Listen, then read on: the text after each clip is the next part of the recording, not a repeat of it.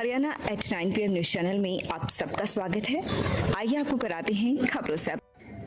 मैं गुरुकुल कोरोना के वार्षिक इस कार्यक्रम के अवसर पर आप सबको बहुत बहुत बधाई देना चाहता हूँ और शुभकामनाएं देना चाहता हूँ।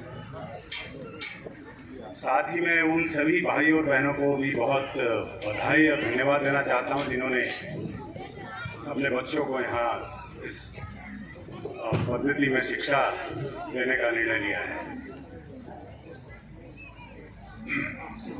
किसी भी संस्था के लिए वार्षिक उत्सव बहुत मायने रखता है और यही एक अवसर होता है जिसमें संस्था द्वारा किए गए कार्यों की समीक्षा करते हैं हम गत वर्ष की और आने वाले वर्ष के लिए अपने कार्यक्रमों की योजनाओं की तैयारी करते हैं। साथ ही पिछले वर्ष में अगर कोई कमी रह गई है तो उसमें कैसे सुधार किया जाए इसके बारे में भी अगले आने वाले वर्ष के कार्यक्रम में उसका विचार किया जाता है। तो इस लिहाज से ये एक बहुत ही अच्छा अवसर होता है। मैं कोई ज्ञान की बात करने की स्थिति में नहीं हूँ, मैं कोई ज्ञान की बात नहीं कर सकता है। और जब मुझे यहाँ आने के लिए बोला गया तो मैंने यही कहा कि मैं इस तरह की जो सभा है उसको कभी मैंने संबोधित तो नहीं किया। मैं ठहरा एक सिविल इंजीनियर, टेक्निकल आदमी। तब मुझसे अनुरोध किया गया कि आपने जो 40-45 साल देश की सेवा की है उस बीच में जो एक्सपीरियंस आपके हुए हैं वही आप बताएंगे तो वही काफ़ी होगा। मैं आपको बताना चाहता हूँ कि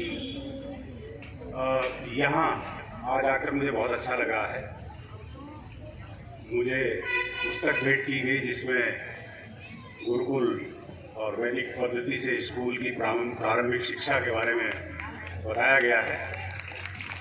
मुझे बहुत अच्छा लगा और अच्छा क्यों लगा मैं आपको बताना चाहता हूँ। मैं अपना आप को खुशकिस्मत समझता हूँ कि मैं जिस गांव में पैदा हुआ था उसमें प्राइमरी स्कूल भी नहीं था और जो नियरेस्ट प्राइमरी स्कूल था 3 किलोमीटर दूर था। तो बच्चों को शिक्षा उस वक्त में गांव में कोई व्यवस्था नहीं थी। तो मैंने क्यों कहा मैं खुशकिस्मत रहा, मेरे परिवार वालों ने ये मेरे लिए व्यवस्था की।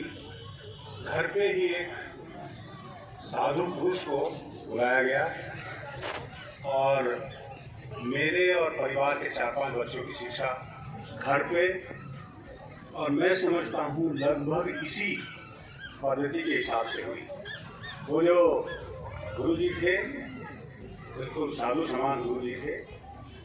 वो सुबह अपनी जो शिक्षा शुरू करते थे, 3-4 लोग थे, बच्चे थे, सबसे पहले पद्मासन में बैठाते थे और पहले प्रार्थना करवाते थे, ईश्वर प्रार्थना। उसके बाद आधा घंटा 20 मिनट कुछ योगासन करवाते थे और तब जाके शिक्षा शुरू होती। तो इसलिए मैं कहता हूँ मैं अपने आप को खुशनसीब समझता हूँ कि मैं इसी तरीके की शुरुआत में ही हुई और मुझे लगता है मेरे जीवन में वो बहुत काम आई। मैंने 40-45 साल की जो मेरा प्रोफेशनल करियर रहा उसमें बहुत ऊंचाई प्राप्त की। ईश्वर मेरे ऊपर बहुत कृपावान रहे, मुझे ऐसी अवसर दिए। मैं नहीं कहता हूँ कि मैंने कुछ किया, शायद आप में से किसी को भी वो अवसर मिलते तो आप भी कर लेते, और मुझे अवसर बहुत दिए ईश्वर ने। इसलिए मैं बड़ा ईश्वर का तो धन्यवाद करता हूँ। और आपकी जानकारी के लिए मैं रुड़की से मैं इंजीनियरिंग की, उसके बाद इंडियन रेलवे सर्विस में आया और फिर मेट्रो के क्षेत्र में आप जानते होंगे दिल्ली मेट्रो में मैं Day 1 से हूँ, 97 से मैं आ गया था यहाँ और आज आप देखते हैं दिल्ली में करीब 400 किलोमीटर का नेटवर्क है। तो मैं अपने को बड़ा गौरवशाली समझता हूँ कि मेरा उसमें पूरा कंट्रीब्यूशन रहा। और यही नहीं, दिल्ली में ही नहीं बल्कि देश की 20 शहरों में, आज 10-12 शहरों में मेट्रो चल रही है और 10-12 में काम चल रहे हैं। सब जगह कहीं भी 1 इंच भी मेट्रो ऐसी नहीं है जहाँ मेरा किसी न किसी तरीके से योगदान ना रहा। तो इसलिए मैं कहता हूँ, मैं ईश्वर ने मुझे बहुत मेरे ऊपर शुक्रगुजार, ईश्वर की कृपा रही है। अब बात रही एक्सपीरियंस की। अब राजवीर जी ने बताया कि समय के बड़े पंक्चुअल हैं, तो यही एक बात मैं देख रहा हूँ इस किताब में जो लिखी है, और ये मेरे ख्याल में जीवन में सब लोगों को अपनाना चाहिए। जो समय की पाबंदी, पंक्चुअलिटी। अब आप सोच सकते हैं, अगर हम दिल्ली मेट्रो बना रहे हैं, टाइम पे प्रोजेक्ट पूरी करनी है, और रोज हम करीब 5000 ट्रेन चलाते हैं, और वो ट्रेन 99.9% पंक्चुअल चलती है, और वो पंक्चुअलिटी का मतलब है कि ट्रेन अगर डेस्टिनेशन पे, लास्ट स्टेशन पे अपने निर्धारित समय से 59 सेकंड के अंदर आ जाती है तो हम उसको मानते हैं कि राइट टाइम है। अगर वो 60 सेकंड लेट हो जाती है तो उसको लेट मानते हैं, और उस हिसाब से 99.9% ट्रेनें टाइम से चलती हैं। तो जब अगर हमारे हाथ में ऐसा काम है, ऐसी प्रोजेक्ट टाइम से कंप्लीट करनी है, ट्रेन टाइमली चलानी है, तो जो पंक्चुअलिटी है, वक्त की पाबंदी है, ये तो ब्लड में होना जरूरी है। और इसके फायदे हैं बहुत। यही नहीं कि आप जिस संस्था के लिए काम कर रहे हैं उसको फायदे हैं, आपकी अपनी निजी जिंदगी में भी बहुत फायदे हैं। मैं कह सकता हूँ, आप लोग जहाँ जहाँ भी काम करते होंगे, लेट काम करने की बहुत आदत है, बहुत प्रथा है। ऑफिस के टाइम 6 बजे तक हैं, लोग 7 बजे तक, 8 बजे तक, 9 बजे तक बैठे रहते हैं। मैं आप लोगों को बताना चाहता हूँ, मैं 10 साल से ज़्यादा दिल्ली मेट्रो रेल कॉर्पोरेशन का मैनेजिंग डायरेक्टर रहा।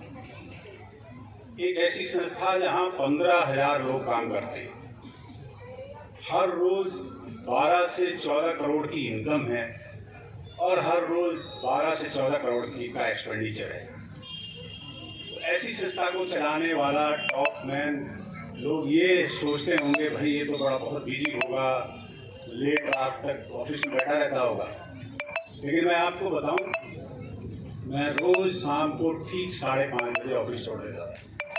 5:30 के बाद 1 मिनट नहीं बैठता, क्योंकि मैं मानता हूं कि अगर 9 से 5:30 में आप अपना काम नहीं कर पाए तो उसके बाद ही क्या कर पाएंगे आप? इसका मतलब आप कैपेबल नहीं है, आप नहीं कर सकते।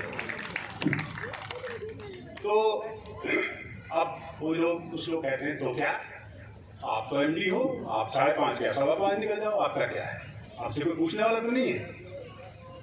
तो मैं और ये बता देना चाहता हूँ, 5:30 बजे जब निकलता था, एक भी फाइल पेंडिंग नहीं छोड़ता। इससे तो बहुत फायदे हैं। मतलब आप टाइमली घर जाओगे, आपके परिवार के साथ अपना टाइम बिताओगे, आपके पास आप जो सोशल ऑब्लिगेशन है वो कर पाओगे, बच्चों के साथ टाइम बिताओगे, और काम पेंडिंग ना छोड़ के आओगे। इसका मतलब अपने सिर पे बोझ नहीं लेके आओगे, आपके मन में भी कोई काम नहीं है, सिर पे कोई बोझ नहीं है। जब आप घर जाओगे फ्रेश होगे और आपको कोई टेंशन नहीं होगी। तो ये पर्सनली भी बहुत फायदे हैं। हम टाइम के बारे में बहुत बहुत बहुत पर्टिकुलर है। मैं आपको एक इंसिडेंट सुनाना चाहता हूँ। हमारा ऐसे ही एनुअल डे था, जैसे गुरुकुल विद्यालय का है, तो हम हर वर्ष 3 मई को मेट्रो का जन्मदिन मनाते हैं, एनुअल डे मनाते हैं। और हर साल किसी बड़े मंत्री को या किसी और बड़े पदाधिकारी को उसका हम चीफ गेस्ट बनाते हैं। एक बार हमने अपने मंत्री जी को चीफ गेस्ट बनाया। अब टाइम के पाबंदी से जब मैं उनको इनवाइट करने गया, उससे पहले सारा पता कर लिया कि उस दिन इनका क्या क्या प्रोग्राम है। तो मुझे पता लगा उनका उस दिन रांची में प्रोग्राम है। तो मैं थोड़ा चिंतित हुआ और उनकी तरफ सवाल भरी नजरों से देखने लगा। तो उन्होंने नहीं, आप चिंता मत करिए, मैं रांची से आऊँगा और सीधे एयरपोर्ट से मैं आपके फंक्शन में आऊँगा। मैं फिर भी देखता रहा उनकी तरफ। बोले नहीं, आप चिंता मत करिए, मैं चार्टर्ड प्लेन से आ रहा हूँ। मुझे फिर भी संतुष्टि नहीं, मैं फिर भी देख रहा उनकी तरफ। बोला नहीं, मैं एक सीनियर जो मंत्री हूँ उनके साथ चार्टर्ड प्लेन में आऊँगा। तो मुझे और चिंता हुई, भाई इनके हाथ में थोड़ी है, वो जब आएंगे तब आएंगे। तो मैंने फिर उनसे कहा कि ठीक है, कोई बात नहीं है, लेकिन आप मुझे परमिशन दे दीजिए कि अगर किसी वजह से आप लेट हो गए तो मैं अपना प्रोग्राम चालू करूँ टाइम से, आप परमिशन दें। हाँ करें, क्योंकि उनके पास कोई ऑप्शन नहीं था, हाँ कहने के अलावा ऑप्शन तो था नहीं कोई। तो उन्होंने हाँ कह दिया। आप विश्वास नहीं करेंगे, प्रोग्राम वाले दिन 7:30 बजे प्रोग्राम था, उनका कहीं पता नहीं। हमने ठीक 7:30 बजे प्रोग्राम चालू कर दिया। हमने वेट नहीं की मंत्री की, और हमारा जब लास्ट आइटम चल रहा था तो मंत्री जी आए। हमने उनसे रिक्वेस्ट की कि अच्छा स्टेज पे आइए, हमको आशीर्वाद दे दीजिए। वो उन्होंने किया।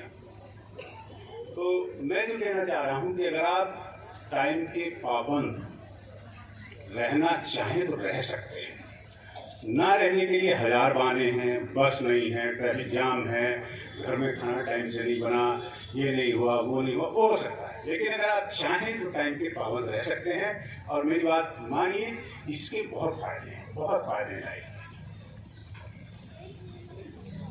दूसरी चीज जो मैंने सीखी है वो है कि आदमी को कभी ये नहीं सोचना चाहिए कि मैंने ये सफलता प्राप्त कर ली।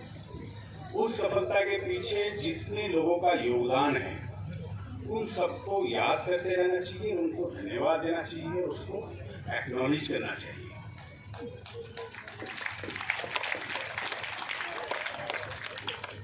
मैं जो भी सफलता मैंने प्राप्त की उसके पीछे मेरे परिवार वालों का हाथ है, स्कूल में जो शिक्षक थे उनका हाथ है। और आप अगर गौर करेंगे बहुत लोगों का हाथ है। जो आपकी गाड़ी चला रहा है उसका हाथ है, जो आपके घर में खाना बना रहा है, घर की सफाई कर रहा है, सबका हाथ है। तो एक ये चीज भी बहुत जरूरी है। और तीसरा जो है सदाचार, ये भी मैंने जो इसमें इस किताब में लिखा है एक पॉइंट वो भी है, उसके बिना लाइफ में नहीं कुछ हो सकता है। और ये बात हमको वो गुरु जी ने बताई थी। तो उन्होंने पूछा कि ये बताइए कि पता कैसे चलेगा कि हम जो कर रहे हैं वो ठीक है, सदाचार के दायरे में आता है कि नहीं आता है। ये बहुत आसान है कि 2-3 टेस्ट हैं। एक तो ये है कि रात में अगर कोई काम करने से आपको दिन में मुंह छिपाना पड़े, इसका मतलब वो सदाचार के टेस्ट पे ठीक नहीं होता है। और या दिन में कोई आप ऐसा काम करें कि रात में नींद ना आए, तो भी वो सदाचार के टेस्ट सही नहीं कर रहा है। तो ये सिंपल सा टेस्ट है। और अगर आप छोटे हैं और कोई काम आप ऐसा कर दें जो भी करने जा रहे हो, उससे पहले आप ये सोचिए कि ये काम कल अगर न्यूज़पेपर की फ्रंट हेडलाइन बनेगी तो आपके पेरेंट्स जो हैं वो गर्व महसूस करेंगे या नहीं। और अगर आप बड़े हैं और आप जो काम करने जा रहे हो वो काम अगर कल न्यूज़पेपर की फ्रंट लाइन बनेगा तो आपके बच्चे उससे आपको मानेंगे या नहीं, क्या उसके खून का प्रभाव होगा। तो ये बड़े छोटे छोटे टेस्ट हैं। आप ट्यूलिप हॉस्पिटल सोनीपत एनसीआर का विश्वसनीय एवं हार्टटेक ओटी से युक्त हॉस्पिटल आपकी सेवा में 24 घंटे उपलब्ध। हृदय रोग विशेषज्ञ डॉक्टर अनुराग अरोड़ा व डॉक्टर अनुपमा सेठी अरोड़ा द्वारा संचालित ट्यूलिप हॉस्पिटल, विवेकानंद चौक, सोनीपत। कल्पना चावला विद्यापीठ, खांडा रोड, खरखुदा। छात्रों के लिए special dance room, music room, पुस्तकालय की व्यवस्था, पहली कक्षा से ही कंप्यूटर की शिक्षा आधुनिक पद्धति के माध्यम से दी जा रही है। विद्यालय में नन्हे छात्रों के लिए अलग से प्री प्राइमरी एसी विंग सुविधा, जहां क्लासरूम की दीवारों पर चित्रों के माध्यम से छात्रों को खेल खेल में शिक्षा प्रदान की जाती है। प्री प्राइमरी विंग्स के छात्रों के लिए स्पेशल मेड्स के प्रबंध की व्यापक व्यवस्था, समय समय पर छात्रों व माता पिता के लिए विशेष काउंसलिंग सेशन रखे जाते हैं। कल्पना चावला विद्यापीठ का उद्देश्य विद्यार्थियों का चहुमुखी विकास करते हुए आगे बढ़ना है। चिलगोजा हमारे पास है, बहुत बढ़िया क्वालिटी का। प्राइस हर चीज की गारंटी रहेगी भाई साहब, क्वालिटी की और भाई रीजनेबल प्राइस मिलेंगे। ऑल इंडिया की गारंटी है भाई साहब, ऐसी चीज नहीं मिलेगी कहीं। ये मिलेगी सिर्फ रॉयल ड्राई फ्रूट पॉइंट में। भाई आजमा के देखें, चीजें यूज करें भाई, ऑर्डर करें जल्द से जल्द।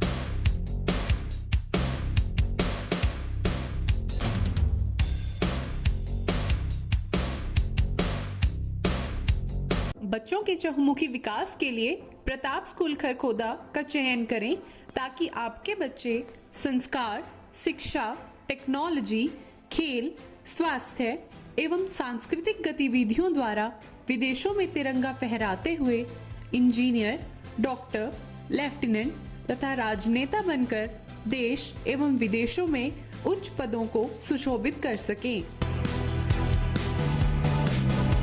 KD international school Rohtak road Kharkhoda, lead as we deserve.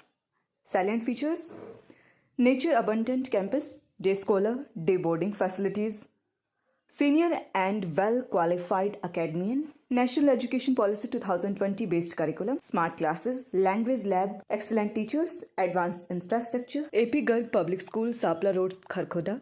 Special nursery wing, बच्चों के झूले, छोटे बच्चों के खेलने की व्यापक व्यवस्था, आधुनिक smart TV, computer lab, physics lab, bio lab, chemistry lab व हाईटेक लाइब्रेरी की सुविधा उपलब्ध। Admission and registration open, nursery to 12th, सभी प्रकार के खेलों की सुविधा। खबरों से अपडेट रहने के लिए चैनल को लाइक, शेयर और सब्सक्राइब जरूर करें। धन्यवाद।